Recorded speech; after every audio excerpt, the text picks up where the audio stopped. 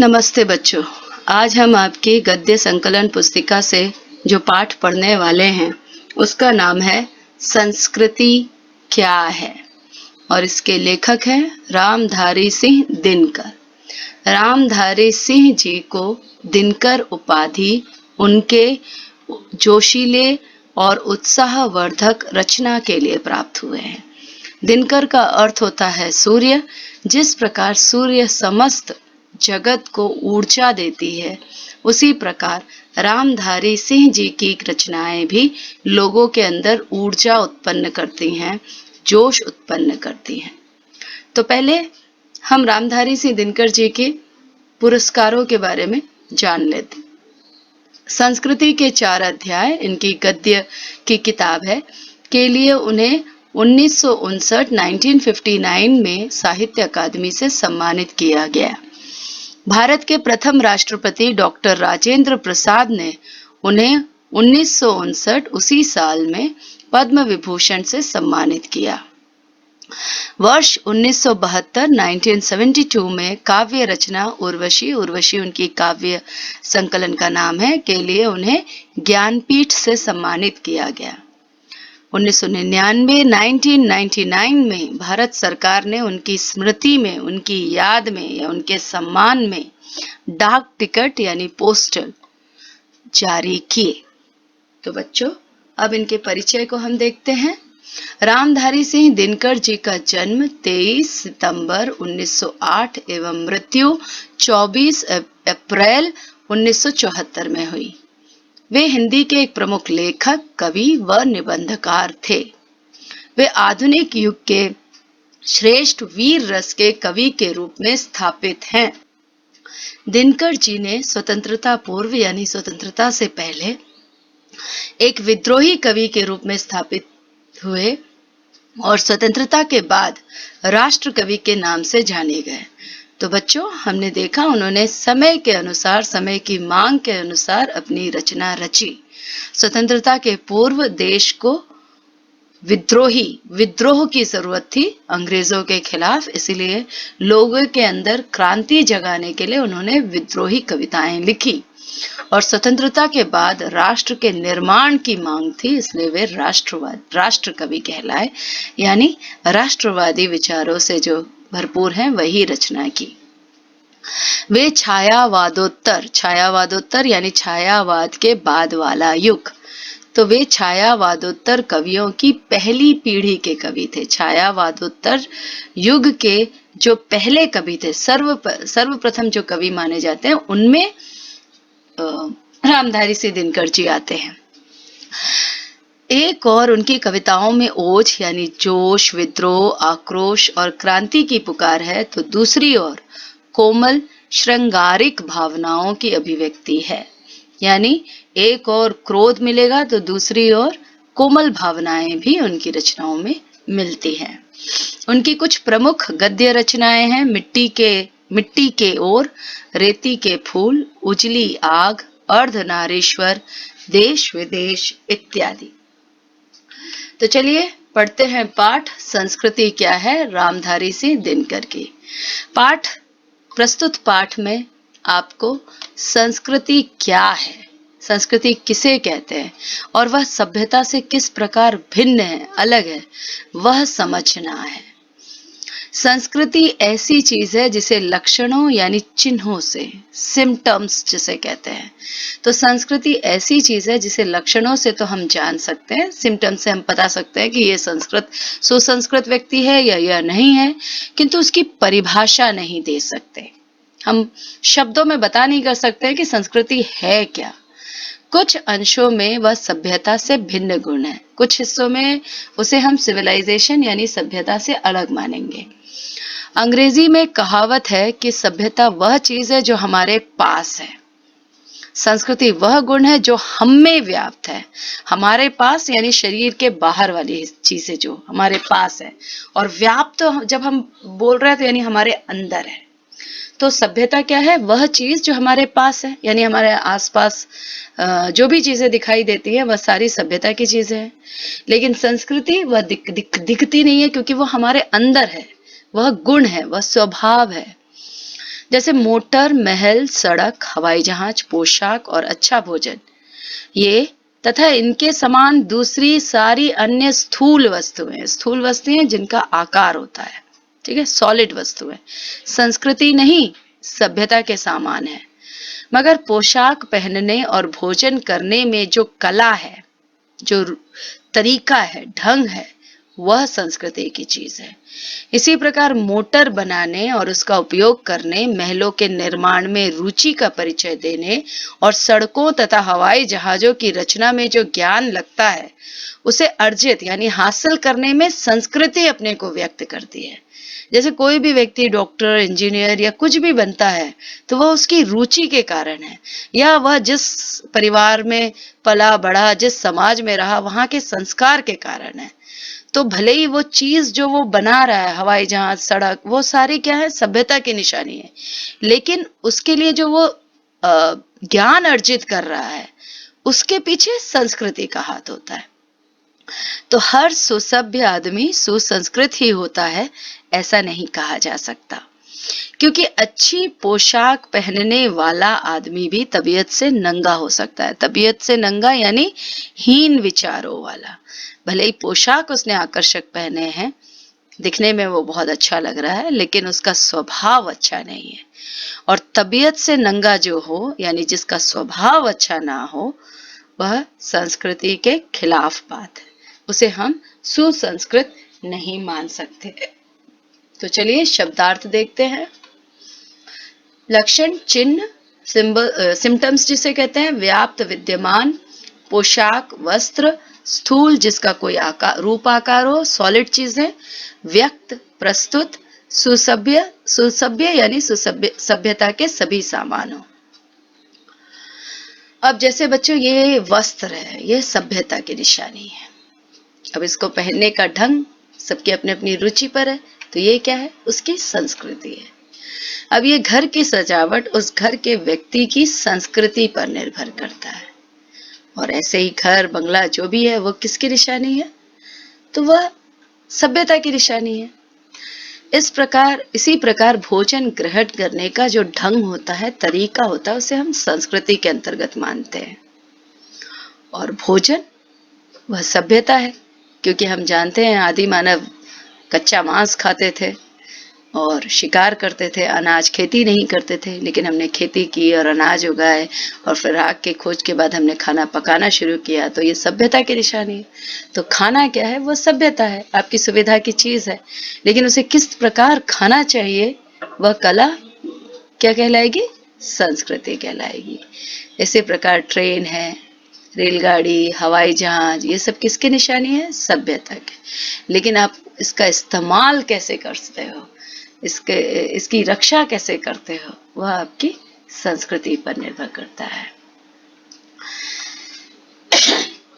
और यह भी नहीं कहा जा सकता कि हर सुसंस्कृत आदमी सभ्य ही होता है, ठीक है। जैसे हर सुसभ्य व्यक्ति सुसंस्कृत नहीं होता है, उसी तरह यह भी कहा जा सकता है कि हर सुसंस्कृत आदमी सभ्य ही होता है, क्योंकि सभ्यता की पहचान क्या है, सुख सुविधा और ठाट बाट है। मगर बहुत से ऐसे लोग हैं जो सड़े गले झोपड़ों में रहते हैं, जिनके पास काफी कपड़े भी नहीं होते और न कपड़े पहनने के अच्छे ढंग ही उन्हें मालूम होते हैं, लेकिन फिर भी उनमें विनय और सदाचार होता है, यानी वे स्वभाव से विनम्र होते हैं, अच्छे स्वभाव के होते हैं, वे दूसरों के दुख से दुखी होते हैं तथा दूसरों का दुख दूर करने के लिए वे खुद मुसीबत उठाने को भी तैयार रहते हैं। छोटा नागपुर के आदिवासी जनता पूर्ण रूप से सभ्य तो नहीं कही जा सकती, क्योंकि उनके पास अभी भी सभ्यता के सभी सामान मौजूद नहीं है, क्योंकि सभ्यता के बड़े बड़े उपकरण उनके पास नहीं है, लेकिन दया, माया, सच्चाई और सदाचार उसमें कम नहीं है। अतएव उसे सुसंस्कृत समझने में कोई उर्ज यानी आपत्ति नहीं होना चाहिए। हम उन्हें सुसंस्कृत मान सकते हैं, मानना चाहिए, क्योंकि उनके अंदर मानवीय गुण है, और मानवीय गुण ही जो हमारे अंदर व्याप्त है उसे ही संस्कृति या संस्कृति कहते हैं। दूसरा उदाहरण देखिए, प्राचीन भारत में ऋषिगण जंगलों में रहते थे, और जंगलों में वे कोठे और महल बनाकर नहीं रहते थे। फूस की झोपड़ियों में वास करना, जंगलों के जीवों से दोस्ती और प्यार करना, किसी भी मोटे काम मतलब जो जिसमें शारीरिक श्रम की जरूरत होती है, तो किसी भी मोटे काम को अपने हाथ हाथ से करने में हिचकिचाते नहीं थे। तो ये ऋषिगण भी क्या कहलाएंगे? सुसंस्कृत कहलाएंगे, भले ही इनके पास सभ्यता की सारे सामान उपलब्ध नहीं हो। अब यहाँ आए कठिन शब्दों के अर्थ देखिए बच्चों। सुसंस्कृत, ऊंचे आचार विचार वाला, विनय नम्रता, उपकरण साधन, उज्र आपत्ति, कोठे बंगले, मोटे काम यानी शारीरिक श्रम वाले कार्य। अब ये देखिए बेटा, ये छोटा नागपुर के आदिवासी हैं, इनका पहनावा देखिए, इनका काम देखिए, ये तकनीकी या मानसिक श्रम नहीं करते हैं, ये शारीरिक श्रम करते हैं। कपड़े भी साधारण कपड़े इन्होंने वस्त्र पहने हुए हैं, इनकी जीवन शैली बहुत ही साधारण होती है, यानी इनके पास सभ्यता के सामान नहीं है। बैलगाड़ी से ये खेती कर रहे हैं, ट्रैक्टर नहीं है। इसी तरह आप देखिए ऋषिगण जो हमारे आदिकाल में हुआ करते थे, झोपड़ी में रहते थे, उनकी जीवन शैली बहुत अत्यंत साधारण, पोशाक और यज्ञ हवन आदि करना उनका कार्य होता था, शिक्षा देना उनका कार्य होता था। इनके पास भी सभ्यता के सामान उपलब्ध नहीं थे, लेकिन फिर भी हम इन दोनों को ही सुसंस्कृत की श्रेणी में डालेंगे। तो किसी भी मोटे काम को करने में हिचकिचाहट नहीं दिखाते हैं ये लोग। पत्तों में खाना और मिट्टी के बर्तनों में रसोई यानी खाना पकाना, यही उनकी जिंदगी थी। चाहे वो ऋषिगण लीजिए, चाहे वो आदिवासी लोगों को लीजिए। ये लक्षण, ये सिम्टम्स आज की यूरोपीय परिभाषा के अनुसार सभ्यता के लक्षण नहीं माने जाते हैं। ठीक है, तो वेस्टर्न सिविलाइजेशन के अनुसार अगर ये लोग ये सब इंसान अगर पत्तों में खाए, मिट्टी के बर्तन में खाना पकाए, शारीरिक श्रम को खुद ही करे, तो उसे वो लोग सभ्यता यानी सिविलाइजेशन नहीं मानते हैं। लेकिन इस सच्चाई को हमें नहीं भूलना चाहिए कि फिर भी वे ऋषिगण केवल सुसंस्कृत ही नहीं थे, बल्कि वे हमारी जाति की संस्कृति का निर्माण करते थे कि इंसान को किस तरह अपना जीवन आदर्श बनाना है, किस तरह का जीवन यापन करना है, किस तरह रोग मुक्त रहना है। तो ये सारी संस्कृति किसने बनाई थी? यही ऋषिगण, जो सभ्यता से बहुत दूर है, जिनके पास सभ्यता के उपकरण नहीं थे। तो सभ्यता और संस्कृति में यह एक मौलिक भेद है, मूलभूत मुख्य अंतर है, जिसे समझे बिना हमें कहीं कहीं कठिनाई का सामना करना पड़ सकता है। मगर वह कठिनाई कहीं कहीं ही आती है। साधारण नियम यही है कि संस्कृति और सभ्यता की प्रगति अधिकतर एक साथ होती है और दोनों का एक दूसरे पर प्रभाव भी पड़ता है। जिस प्रकार जब जब सभ्यता हुई है, आपने सिंधु घाटी की सभ्यता पढ़ी है, हड़प्पा पढ़ा है, हड़प्पा के बारे में पढ़ा है, मोहनजोदड़ो के बारे में पढ़ा है। तो जब जैसे जैसे नए वस्तुओं का आविष्कार हुआ है, लोगों ने उसे इस्तेमाल करने का ढंग सीखा है और उनकी संस्कृति भी विकसित हुई है। पहले इंसान शिकार करता था, उसकी संस्कृति जानवरों जैसे ही थी, शिकार करना और खाना। लेकिन बाद में उसने खेती करना, आग जलाना, ये सब सीखा, तो उसकी संस्कृति, उसकी सभ्यता जैसे ही बदली, उसकी संस्कृति भी बदल गई है, करने का ढंग भी बदल गया है। तो इसीलिए दोनों संस्कृति और सभ्यता की प्रगति एक साथ होती है और दोनों एक दूसरे पर प्रभाव भी डालते हैं। उदाहरण के लिए, हम जब कोई घर बनाने लगते हैं, जब स्थूल रूप में यह सभ्यता का कार्य होता है, मतलब जब घर बनना वो है क्या सभ्यता की निशानी। मगर हम घर का कौन सा नक्शा पसंद करते हैं, आप उसमें किस तरफ बालकनी लेना है, किस तरफ सोने का कमरा बनाना है, किस तरफ रसोई घर बनाना है, ये आपकी सांस्कृतिक रुचि पर निर्भर करती है और उसके अनुसार आप घर का वो नक्शा पसंद करते हैं। और संस्कृति की प्रेरणा से फिर हम जैसे घर बनाते हैं, यानी घर बनना क्या हो गया, वो सभ्यता, वह फिर हमारी सभ्यता का अंग बन जाता है। तो इस प्रकार सभ्यता के संस्कृति पर और संस्कृति के सभ्यता पर पड़ने वाले प्रभाव का क्रम निरंतर चलता ही रहता है। दोनों एक दूसरे से जुड़कर यदि एक दूसरे पर सही प्रभाव डालकर चले तो निश्चय ही मनुष्य का, मनुष्य जाति का या देश का भला होगा। यहाँ एक बात यह भी समझ लेनी चाहिए कि संस्कृति और प्रकृति में भी भेद है। प्रकृति यानी स्वभाव, जो आपको स्वाभाविक रूप से अपने आप प्राप्त हुई है, जो आपने किसी से प्राप्त नहीं की है। जैसे गुस्सा करना मनुष्य की प्रकृति है, लोभ में पड़ना उसका स्वभाव है, ईर्ष्या, मोह, राग, द्वेष और काम वासना, ये सब के सब प्रकृति दत्त गुण है। प्रकृति दत्त यानी प्रकृति ने हमें दिया है, यानी हमने कहीं से लिया नहीं है, ये स्वाभाविक रूप से हमें मिले हैं। मगर प्रकृति के ये गुण अगर बेरोक छोड़ दिए जाए, क्योंकि इनमें बहुत सारे ऐसे गुण हैं जो मनुष्य के लिए सही नहीं है, तो उनको अगर हम नियंत्रित ना करें तो आदमी और जानवर में कोई भेद नहीं रह जाएगा।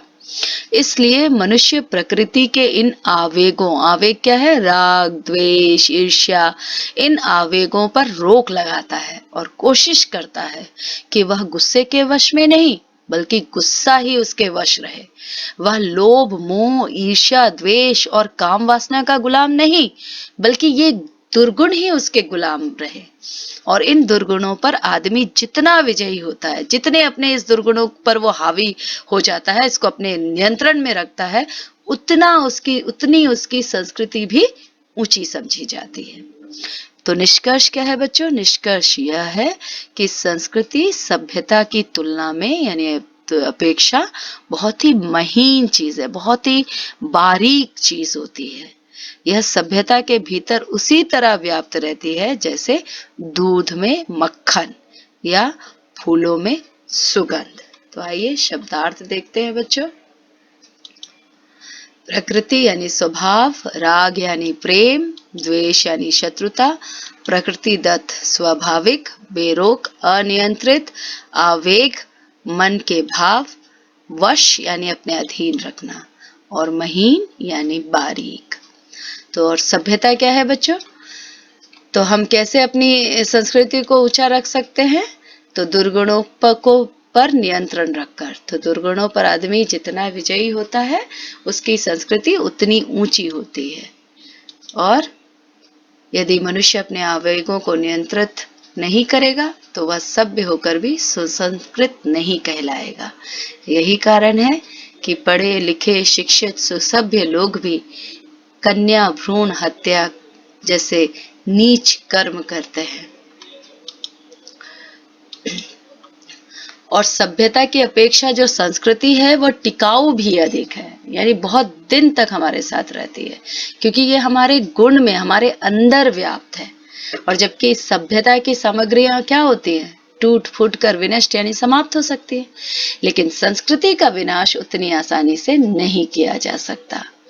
एक बात और है कि सभ्यता के जो उपकरण है, साधन है, जल्दी से बटोरे भी जा सकते हैं, क्योंकि क्या है वो जो हमने अपनी सुविधा के लिए, जरूरतों के लिए बनाई है। तो यदि हमारे पास पैसे हैं तो हम उन्हें खरीद सकते हैं, मगर उनके उपयोग के लिए जो उपयुक्त संस्कृति चाहिए वह तुरंत नहीं आ सकती।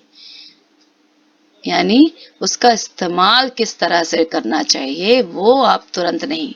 जैसे आपने कोई चीज खरीद तो ली है, पहली बार खरीद ली है कोई भी सामान, और पहली बार खरीदी है, तो आपको उसको कैसे चलाते हैं वह ढंग सीखना पड़ता है, और वो सीखने के लिए समय लगता है। वो इतनी जल्दी नहीं आता जितनी जल्दी वो सामान आ जाता है।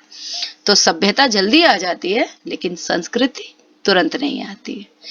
जो आदमी अचानक धनी हो जाता है या यक बयक यानी अचानक किसी भी कारण ऐसे ही अचानक किसी ऊंचे पद पर पहुंच जाता है, तो उसे चिढ़ाने के लिए अंग्रेजी में एक शब्द अपस्टार्ट है।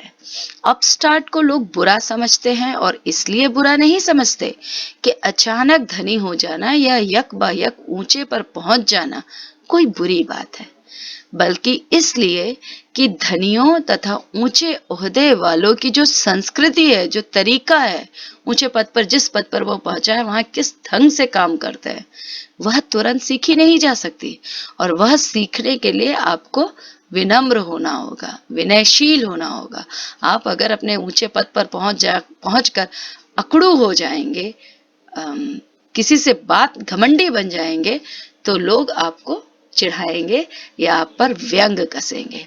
इसीलिए ऊंचे ओहदे पर पहुंचा हुआ व्यक्ति यदि पहले से अधिक विनयशील, पहले जितना वह शालीन था उससे भी ज्यादा उसको नम्र होना होगा, नहीं तो वह चिढ़ाने लायक हो जाता है। शब्दार्थ देखिए बच्चों, विनष्ट समाप्त, बटोरे प्राप्त करना, उपकरण साधन, यक बयक अचानक।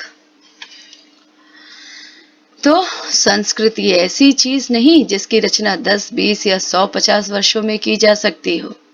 अनेक शताब्दियों तक एक समाज के लोग जिस तरह खाते, पीते, रहते, सहते, पढ़ते, लिखते, सोचते, समझते और राजकाज चलाते अथवा धर्म कर्म करते हैं, उन सभी कार्यों से उसकी संस्कृति उत्पन्न होती है। हम जो कुछ भी करते हैं उसमें हमारी संस्कृति की झलक होती है। यहाँ तक कि हमारे उठने, बैठने, पहनने, ओढ़ने, घूमने, फिरने और रोने हंसने में भी हमारी संस्कृति की पहचान होती है। यही कारण कहते हैं इस तरह जोर जोर से लड़कियों को नहीं हंसना चाहिए। तो ये बरसों से, कई वर्षों से, शताब्दियों से हम इसे सुनते सुनते सुनते ऐसा करते करते करते हमारे अंदर हमारी संस्कृति की पहचान बन जाती है। उसके बाद इसीलिए आपको लगता है कि हर अलग संस्कृति के लोगों के बोलने का तरीका अलग होता है, उसका खान पान, पहनावा अलग होता है, वह उसकी संस्कृति है। तो असल में संस्कृति जिंदगी का क्या है, एक तरीका है, और यह तरीका या ढंग सदियों से जमा होकर उस समाज में छाया रहता है। उस समाज के सभी लोग वह उसी तरीके को अपनाते हैं जिसमें हम जन्म लेते हैं। इसलिए जिस समाज में हम पैदा हुए हैं अथवा जिस समाज से मिलकर हम जी रहे हैं, उसकी संस्कृति हमारी संस्कृति है। यद्यपि अपने जीवन में हम जो संस्कार जमा करते हैं वह भी हमारी संस्कृति का अंग बन जाता है, और मरने के बाद हम अन्य वस्तुओं के साथ जो हम छोड़ के जाते हैं अपने वंशज के लिए, संस्कृति की विरासत भी अपनी संतानों के लिए छोड़ जाते हैं। इसलिए संस्कृति वह चीज मानी जाती है जो हमारे जीवन को व्यापे हुए है, यानी घेरे हुए है। हम संस्कृति के बीच ही जन्म लेते हैं, पलते हैं, बड़े होते हैं, तथा जिसकी रचना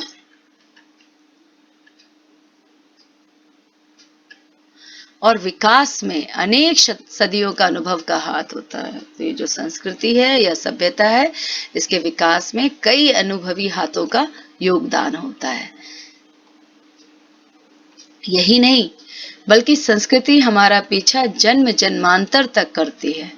अपने यहाँ एक साधारण कहावत है कि जिसका जैसा संस्कार है उसका वैसा ही पुनर्जन्म भी होता है।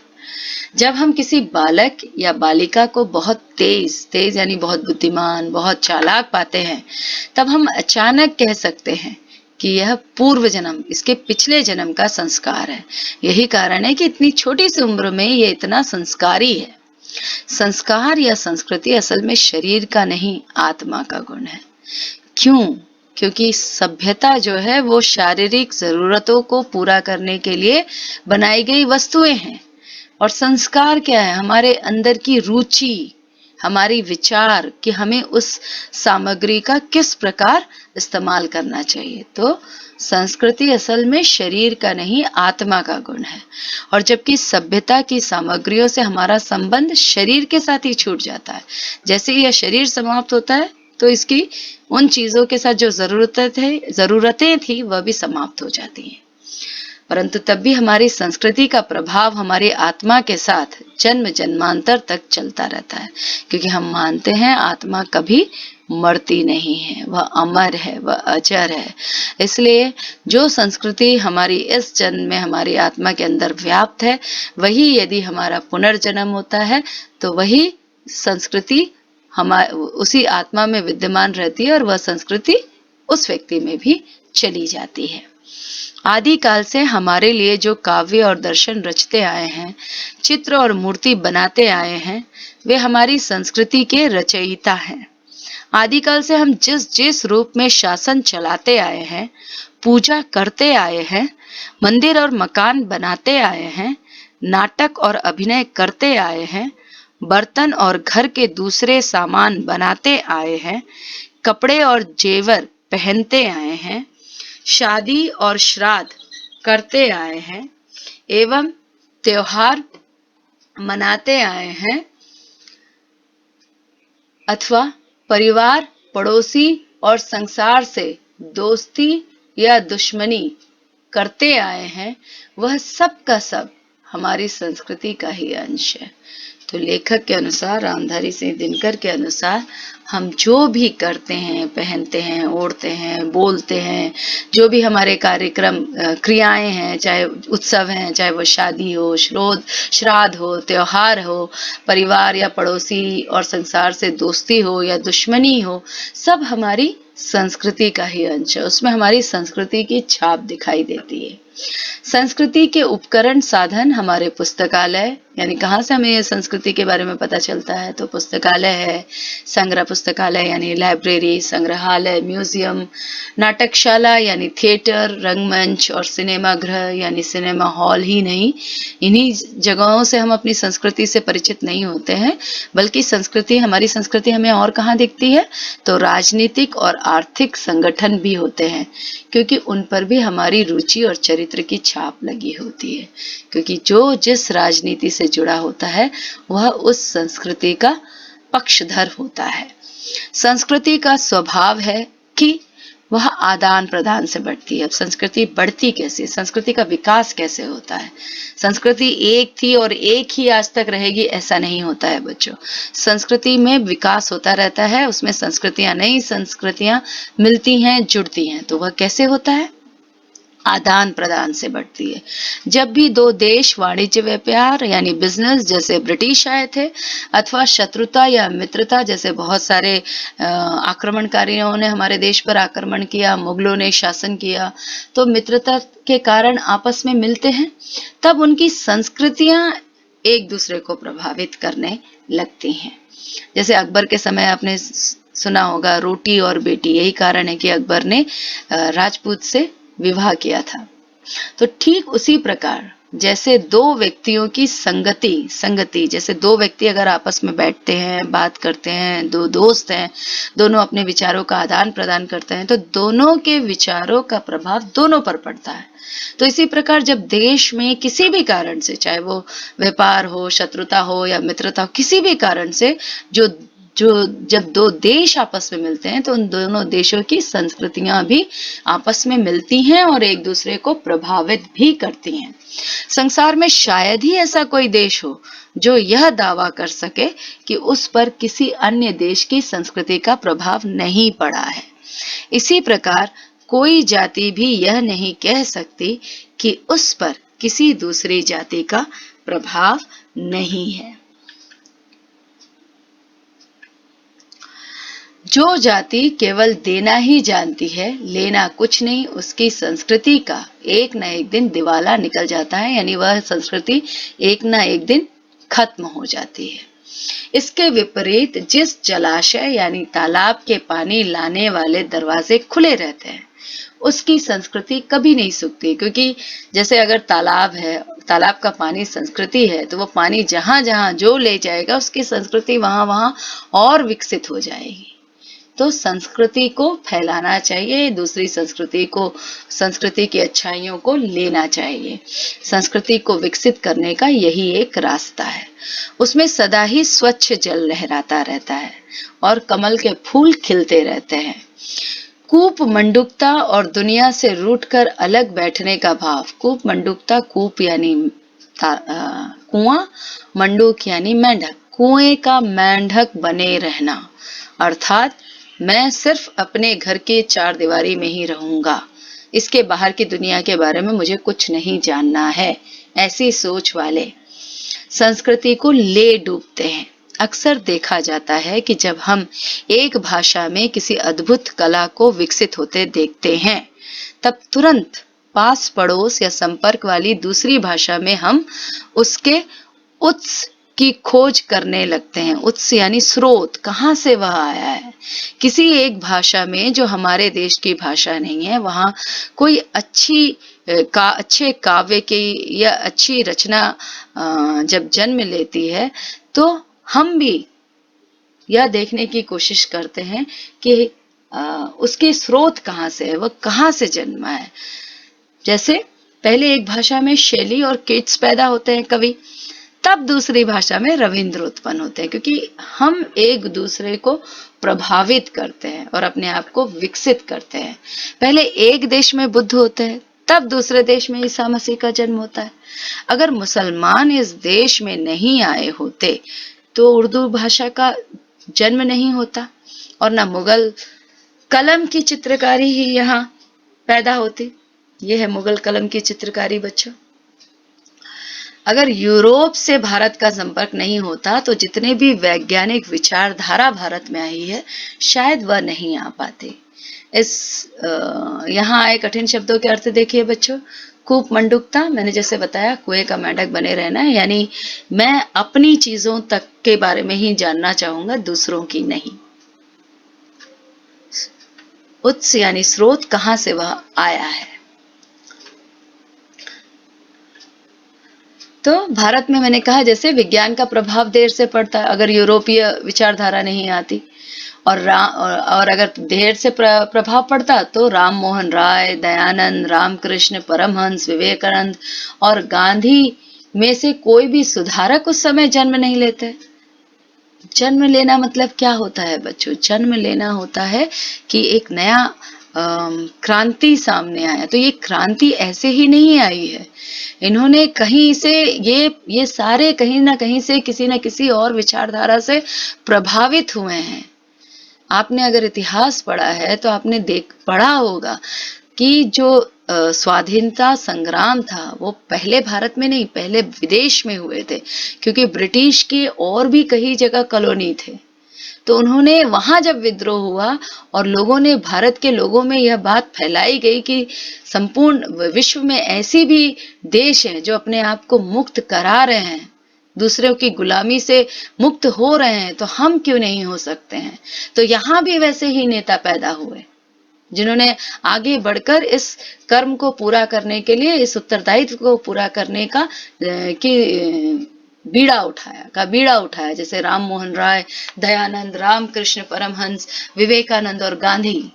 तो हम, ये संस्कृति भी ऐसी ही है कि कहीं किसी संस्कृति का जन्म होता है तो उससे प्रभावित होकर दूसरे देश में भी वही संस्कृति दूसरे रूप में विकसित होती है। जब भी दो जातियां मिलती हैं, उनके संपर्क या संघर्ष से जिंदगी की एक नई धारा फूट निकलती है जिसका प्रभाव दोनों पर पड़ता है। आदान प्रदान, आदान लेना, प्रदान देना। तो लेने देने की प्रक्रिया यानी प्रोसेस जो है वही संस्कृति की जान है, वही किसी देश की संस्कृति को जिंदा रखती है और इसी के सहारे वह अपने को जिंदा रखती है। केवल चित्र, कविता, मूर्ति, मकान और पोशाक पर ही नहीं, सांस्कृतिक संपर्क का प्रभाव जो है वो दर्शन और विचार पर भी पड़ता है। दर्शन यानी फिलोसॉफी। तो एक देश में जो दार्शनिक यानी फिलोसोफर और महात्मा उत्पन्न होते हैं, उनकी आवाज दूसरे देशों में भी मिलते जुलते दार्शनिकों और महात्माओं को जन्म देती है। एक देश में जो धर्म खड़ा होता है वह दूसरे देशों के धर्मों को भी बहुत कुछ बदल देता है। यही नहीं बल्कि प्राचीन जगत में तो बहुत से ऐसे देवी देवता भी मिलते हैं जो कई जातियों के संस्कारों से निकलकर एक जगह जमा हुए हैं। एक जाति का धार्मिक रिवाज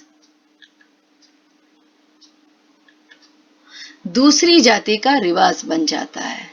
तो ये कैसे एक दूसरे को, संस्कृति एक देश की दूसरे देश को प्रभावित करती है, या एक जाति की संस्कृति दूसरी जाति को प्रभावित करती है, और एक देश की आदत दूसरे देश के लोगों की आदत में समा जाती है। अतएव सांस्कृतिक दृष्टि से वह देश और वह जाति अधिक शक्तिशाली और महान समझी जानी चाहिए जिसने विश्व के अधिक से अधिक देशों, अधिक से अधिक जातियों की संस्कृतियों को अपने भीतर जज्ब समा करके, उन्हें पचा करके, मतलब उन्हें अपना लिया है, बड़े से बड़े समन्वय यानी मिश्रण को उत्पन्न किया है। तो भारत देश और बच्चों, भारत देश और भारतीय जाति इस दृष्टि से संसार में सबसे महान है, क्योंकि यहाँ भी अधिक से अधिक देशों जातियों की संस्कृतियां पची हुई हैं। यहाँ की सामाजिक संस्कृतियों में अधिक से अधिक जातियों और संस्कृतियां पची हुई हैं। तो बच्चों, हमें इस बात का गर्व होना चाहिए कि हम ऐसे ही भारत के निवासी हैं।